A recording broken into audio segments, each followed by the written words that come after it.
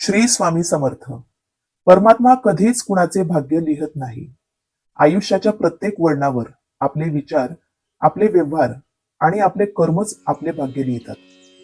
भोग हे भोगावेच लागतात. त्याचा भागाकार होत नाही, पण बेरीज होऊ शकते.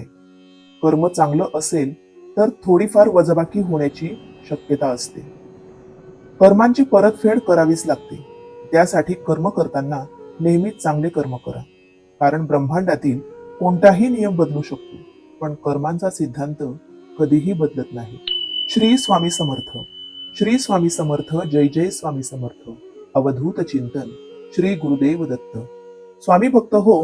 स्वामींचे संदेश म्हणजे आपल्या भविष्यातील काही निर्णय घेण्यास मदत, प्रोत्साहन. स्वामींचा आपल्या भक्तांसाठी संकेत, संदेश किंवा आशीर्वाद असू शकतात. सर्वप्रथम 11 वेळा नामस्मरण करून समोर 2 पर्याय दिसत आहेत, त्यापैकी एक पर्याय निवडा आणि बघा स्वामी तुम्हाला काही संदेश किंवा काही संकेत देत आहेत का. इच्छा असल्यास आपण दोन्ही पर्याय बघू शकतो. चला तर सुरू करूया आजचा स्वामी संदेश. श्री स्वामी समर्थ. ज्यांनी समोरील प्रथम पर्याय निवडला असेल त्यांना स्वामी सांगतात, बाळांनो, शांत चित्ताने माझं बोलणं ऐका. तुमच्या मनात जे विचारांचा काहूर माजला आहे, जे निष्कारणपणे तुम्हाला सतावत आहे, ते केवळ एक मायाजाल आहे, भ्रम आहे, जे तुमच्या बुद्धीला गोंधळात टाकत आहेत. पण तुम्ही नेहमी विसरत आहात की या मायावी जगात तुम्ही एकटे नाही. तुमचा देव, तुमचे स्वामी तुमच्या सोबत आहेत. तुमच्या प्रत्येक श्वासात आणि प्रत्येक विचारात आहेत. जे काही नकारात्मक विचार तुम्ही मनात ठेवतात, ज्या गोष्टींची तुम्हाला भीती वाटते, ते विचार आणि त्या गोष्टी म्हणजे मातीच्या ढिगाऱ्यासारखे असतात. तुम्ही कितीही प्रयत्न केला तरी त्या ढिगाऱ्यातून काहीही निर्माण होणार नाही. कारण तुम्ही ज्ञानाच्या आणि सत्कर्माच्या भूमीत उभे आहात. आमच्या कृपेचं कवच तुमच्या भोवती आहे आणि हे कवच एक असं अभेद्य कवच आहे ज्याला भेदण्याची ताकद कोणत्याही वाईट शक्तीमध्ये नाही. जेव्हा तुम्ही एकटे पडता तेव्हा डोळे मिटून फक्त तुमच्या इष्टदेवतेचे नामस्मरण करा. आमचे नाव तुमच्या ओठावर आणा आणि मग तुम्हाला जाणवेल की आम्ही तुमच्या आसपासच आहोत. आम्ही तुमचा करता करविता आहोत. कारण तुमच्या जीवनाची दोरी आमच्याच हातात आहे. तुम्ही फक्त चांगले कर्म करत राहा आणि स्वतःवर तसेच भगवंतावर विश्वास ठेवत योग्य मार्गावर चालत राहा. तुमच्यामध्ये प्रचंड सामर्थ्य आहे. तुमच्यामध्ये आमचाच वास आहे. त्यामुळे तुमच्या आयुष्यात येणाऱ्या प्रत्येक संकटांवर मात करण्यासाठी स्वामींचं अभय तुमच्या सोबत आहे. कोणत्याही नकारात्मक विचारांना तुमच्यावर राज्य करू देऊ नका. तुमचं मन हे देवाचं पवित्र मंदिर आहे आणि त्या मंदिरात वाईट विचारांना, वाईट गोष्टींना प्रवेश नाही. हताश होऊन असं बसून राहण्यापेक्षा तुमच्या योग्य कामावर लक्ष द्या. सकारात्मकतेचा दिवा नेहमी पेटलेला ठेवा. तुमची हीच श्रद्धा तुमची ताकद आहे. या ब्रह्मांडाचा नायक स्वतः तुमच्या सोबत आहे. आम्ही तुम्हाला धरून ठेवलेले आहे आणि लक्षात ठेवा, एकदा का आम्ही कोणाची जबाबदारी घेतली की मग ती पूर्ण केल्याशिवाय सुटका नाही. तुमच्या पुढील जीवनाचा संपूर्ण कार्यभार भगवंतच वाहून घेतो. स्वामी सांगतात, बाळांनो, तुमच्या जीवनाचे सार तुमच्या प्रश्नातच दडलेले आहे. तुमचे मन एक पवित्र मंदिर आहे आणि त्याची शुद्धता जपण्याचे कर्तव्य तुमचेच आहे. या जगात तुम्हाला अनेक प्रकारचे लोक भेटतील. काही मोत्यांसारखे तेजस्वी तर काही दगडांसारखे निर्जीव असतील. तर त्या मोत्यांची संगत करा, कारण त्यांचे विचार, त्यांचे तेज तुमच्या जीवनाला वेगळीच दिशा देतील. वाईट विचारांच्या संगतीने तुमचे मन कलुषित होईल.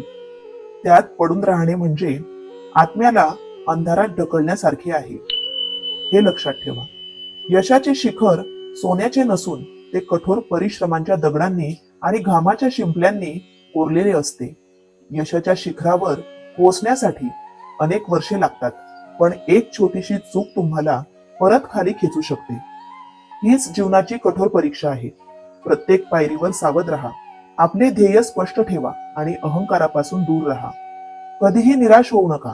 तुमच्या अंतःकरणात ध्येयाची ज्योत अजूनही तेवत आहे. तिला सांभाळून ठेवा. जे मिळाले आहे त्याबद्दल कृतज्ञ राहा आणि जे मिळाले नाही त्यासाठी धीर धरा. सर्व काही छानच होणार आहे, चांगलंच होणार आहे. तुम्ही फक्त विश्वास ठेवा. सुख स्वतःच्या पावलांनी चालत तुमच्याकडे येत आहे. बाळांनो, परमेश्वराचं दर्शन होणं इतकं सोपं नसतं. ते भक्तांच्या कर्मावर अवलंबून असतं. पाऊस पडावा असं प्रत्येकाला वाटतं, पण त्यासाठी ढग तयार व्हावे लागतात.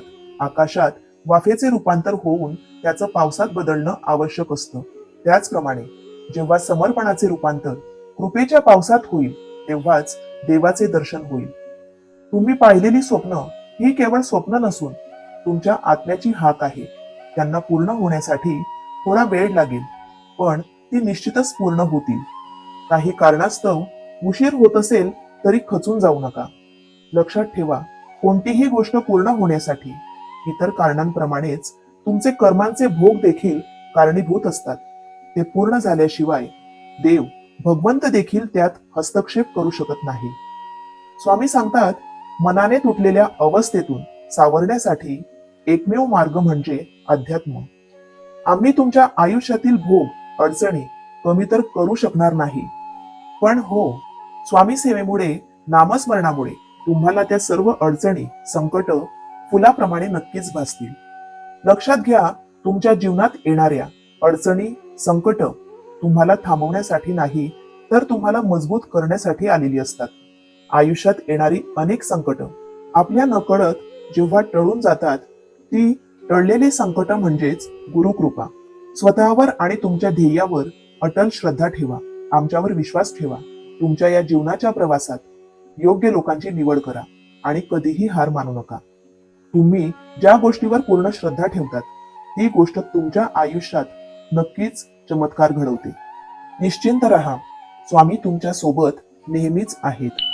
स्वामी चरित्र सारामृताचे 3 अध्याय पठण करणे, श्री स्वामी समर्थ या मंत्राचा दररोज 11 माळ जप करणे, गुरुचरित्राचे वाचन करणे, शक्य नसल्यास संक्षिप्त गुरुचरित्राचे वाचन करण्याचा प्रयत्न करणे, दररोज संध्याकाळी आपल्या कुलदेवीच्या मंत्राचा 1 माळ जप करणे, गरजूंना मदत करणे, दानधर्म करणे, अशा सेवा उपासना आपल्यासाठी लाभदायक ठरतील. श्री स्वामी समर्थ. तुमचा स्वामींच्या चमत्कारांवर, ऊर्जेवर, पवित्र आशीर्वादांवर विश्वास आहेच, तरी इच्छा असल्यास श्री स्वामी समर्थ असं नक्की लिहा. श्री स्वामी समर्थ. ज्यांनी समोरील दुसरा पर्याय निवडला असेल त्यांना स्वामी सांगतात, धीर धरा. प्रतीक्षेचा क्षण हा नेहमीच मोठा असतो. सर्व दरवाजे बंद झाले तरी गुरूंच्या हृदयाचा दरवाजा कायम उघडा असतो. स्वामी ज्याच्या मुखी तो सदैव सुखी. माझ्या भक्तांच्या आयुष्याचा लेखक मी आहे. ज्या दिवशी माझ्या भक्तांची सहनशक्ती संपेल, तेव्हा मी त्यांच्या आयुष्याचा धडाच बदलून टाकेन. बाळांनो, लवकरच तुमच्या आयुष्यात गुरुकृपेचा योग येत आहे. अनेक दिवसांपासून तुम्ही ज्या गोष्टींची वाट बघत आहात, ती अनेक स्वप्न पूर्ण करण्यासाठी तुम्ही धडपडत आहात, ते लवकरच यशस्वी होत आहेत. काहींचा अक्कलकोटला येण्याचा योग देखील दिसत आहे. जीवनात अपेक्षांचं ओझं आपण अनेकांवर टाकतो, पण हे ओझं अनेकदा आपल्याला निराश करतं. स्वामी सांगतात, आपली सर्व अपेक्षा फक्त गुरूंपासून ठेवा, इतरांकडून नाही. अडचणीत असाल तर गुरु तारतील, एकटे पडलात तर गुरु सांभाळतील. जेव्हा मार्ग दिसत नसेल तेव्हा दिशा दाखवतील आणि गुरूंवरील हीच श्रद्धा तुम्हाला प्रत्येक संकटातून बाहेर काढेल. स्वामी सांगतात, आम्ही तुमच्या सोबत प्रत्येक पावलावर आहोत. तुमची प्रत्येक वेदना आम्ही जाणतो. आमच्यावर असलेला विश्वास तुम्ही कधीही कमी होऊ देऊ नका. तुमच्या आयुष्याचा मार्ग आम्ही प्रकाशाने भरून टाकणार आहोत. बाळांनो, काट्याकुट्यातून जाताना तुम्हाला स्वतःला जपावं लागेल, कारण ते काटे आहेत, टोचणारच. स्वामी सांगतात, माझ्या दरबारात येणाऱ्या प्रत्येक भक्ताचे आणि माझे थेट नाते आहे. प्रत्येक व्यक्ती माझ्याच इच्छेने दरबारात येतो आणि प्रत्येकाच्या समस्येवरील उत्तर आम्ही तयार केलेले आहे. योग्य वेळ आली की त्याला ते उत्तर भेटणारच आहे आणि त्याची समस्या नक्कीच दूर होणार आहे. आम्ही सर्वत्र आहोत. आम्ही चराचरात व्यापून आहोत. आम्ही वारा आहोत, पाणी आहोत. आकाशातही आम्हीच आहोत. पक्ष्यांच्या कंठातून निघालेली शीळ देखील आम्हीच आहोत. गाणगापुरात, ध्रुवावर, कैलासावर आणि गरुडावरही आम्हीच आहोत. आम्ही कुठेही गेलेलो नाही. आम्ही सदैव तुमच्या पाठीशी आहोत. बाळांनो, सूर्य बोलत नाही, त्याचा प्रकाशच त्याचा परिचय देतो. त्याचप्रमाणे तुम्ही स्वतःविषयी काहीच बोलू नका. फक्त उत्तम कर्म करत राहा. ते कर्मच तुमचा परिचय करून देतील. घडून गेलेल्या गोष्टींचे दुःख करून स्वतःलाच त्रास करून घेऊ नका. घडून गेलेल्या गोष्टींकडे पाहत बसण्यापेक्षा, त्यांचा जास्त विचार करण्यापेक्षा पुढील मार्ग, तुमच्या योग्य ध्येयांवर लक्ष केंद्रित करा. आणि स्वतःची तुलना कोणाशीही करू नका. तुम्ही जसे आहात, ज्या ठिकाणी आहात, तसेच खूप खास आहात. जीवनात यशस्वी होण्याचा एकमेव मार्ग म्हणजे इतरांचे भले झालेले पाहण्याची ताकद आपल्या मनात असली पाहिजे. कोणाच्याही प्रगतीचा हेवा किंवा मत्सर, तिरस्कार करून काहीही साध्य होत नाही. त्यापेक्षा भगवंताने जे काही आपल्याला दिलेले आहे त्यामध्ये समाधानी राहायला शिका. आणि जर तुम्हालाही काही योग्य कर्म करण्याचा प्रयत्न करता आला तर तो नक्की करा. कारण लक्षात घ्या, प्रत्येक व्यक्ती वेगळी आहे. प्रत्येक व्यक्तीची विचारधारा, मानसिक, शारीरिक यंत्रणा वेगवेगळी असते.